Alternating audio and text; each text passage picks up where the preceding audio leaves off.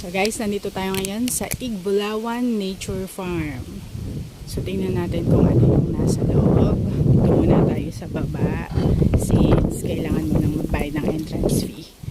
So let's see kung yung mga napanood natin sa YouTube videos ay yun yung makikita pa rin natin sa taas. And kung may naging changes ba, tingnan natin sa vlog natin. Okay, pansamantala waiting tayo sa mga kasamahan natin na nandun sa isang van pa.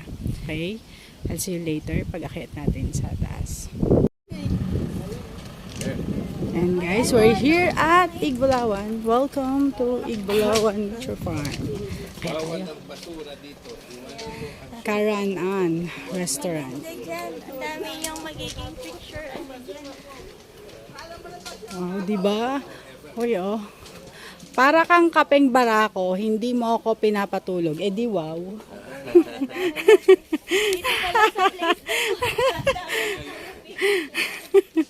Asya, oh. Yan guys, yung ay makaka-relate dito. Kung kumapit ka sa sama, dahil akala mo safe siya. Yun pala, parehas sa ex mo, paasa. Ouch. Paasa talaga. Eto, dito ako. We have no Wi-Fi. Talk to each other. Pretend it's 1995. Yes, mga batang 90s tayo, guys. And guys, akyat tayo sa treetop. Okay, may limit pala. 10 persons ang limit niya. Kita muna natin, oh. Siyempre. Ito. Aba. Pipicturean kita dito. At least, guys. Stressed, hug a tree. So, hindi na kailangan natin ng partner para lang may mahag. This tree will give you so much more. Kasi, hugging a tree increases levels of hormone oxytocin. This hormone is responsible for feeling calm and emotional bonding. O, diba? Let's hug a tree.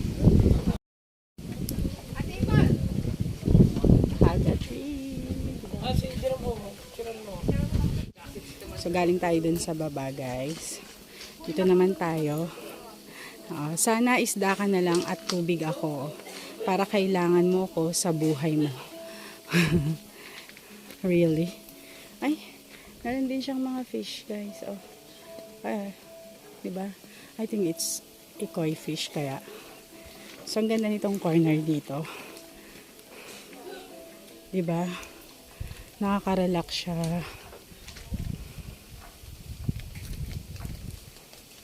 Diba? And yun guys, meron siyang mist galing sa taas para mapanatili yung lamig at ginhawa nitong lugar. So yan. Ang bango ng kape. Naamoy ko na yung kape. Ang bango guys. Okay, let's visit the house here. Yan ay makikita ko sa FB na. Yes. Kawakan ko na na, share ko na lang yan. So here's the view from here. And guys, oh. See? Diba? So yun yung view. Sa labas. Here, may terrace. Siguro ito is like extension ng shower pero I don't know if that is really a shower. So ito yung CR nila. Diba? Made of rocks and may shower. Ang dingding niya. So nice. Diba? Okay tayo sa taas. Vlog mo? Of course! Ayusin natin na natin sa aking gano'n para makatulog dito mamaya. Aba, nagpa-picture ka ba dyan? Oh, parang nagigahigaan ka dyan na. Oh my gosh. Tapos na namin kanina. Hindi mo narinig? Oh, hindi ko kailangan yan. Oo. Ang ganda dito magpa-picture. Kaso guys, parang nakakatakot. Diba? Ito yung view. Here. On top. Sa second floor. Itong kubo. Diba? Ay, mali. In this corner naman guys, oh, ang ganda rin niya. Diba? Nature talaga. So, meron din dito isang kubo, pero I think, di ko alam kung saan ang daan nito.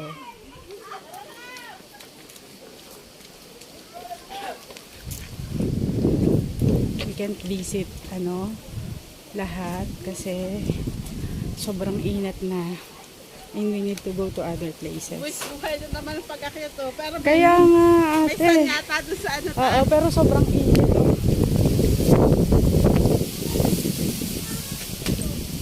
So, bababa na rin ako, guys. Hindi na tayo tuloy dun sa pinakang taas. Init. Though malakas ang hangin.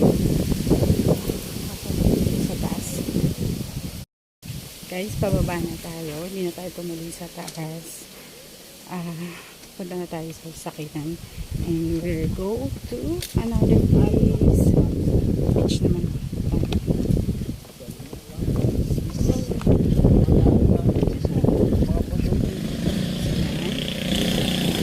So, this is the end of my Igbulawan tour. See you again guys on my next vlog. Bye.